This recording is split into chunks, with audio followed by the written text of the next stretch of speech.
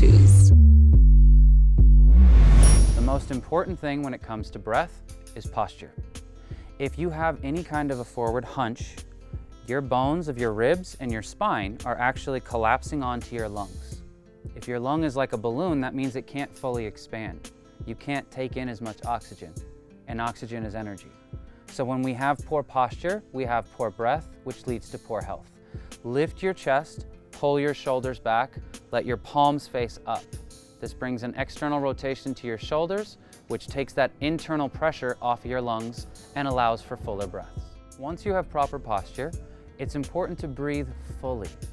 Most people in Western culture, especially those of us that are attached to technology, breathe into our chest. But your breath and your lungs are supposed to go down and expand. So as you breathe in through your nose, visualize that breath not stopping in your chest, but going all the way down to your hips. You'll feel the musculature and the anatomy inside of yourself expand with each breath. What we don't fully understand is that this expansion is communication between your body, between your mind, between your emotional state and your intellectual state. The one thing that all of these different states have in common is they're affected by your breath.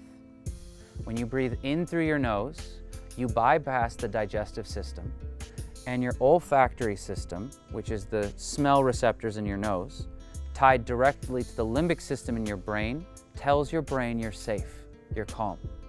When you breathe in through your mouth, it bypasses this system and goes straight into your belly. When you breathe in through your nose, you're protected. When you breathe in through your mouth, you're not. You'll have better health if you breathe in through your nose. It's very hard at first, but you will notice lasting health benefits.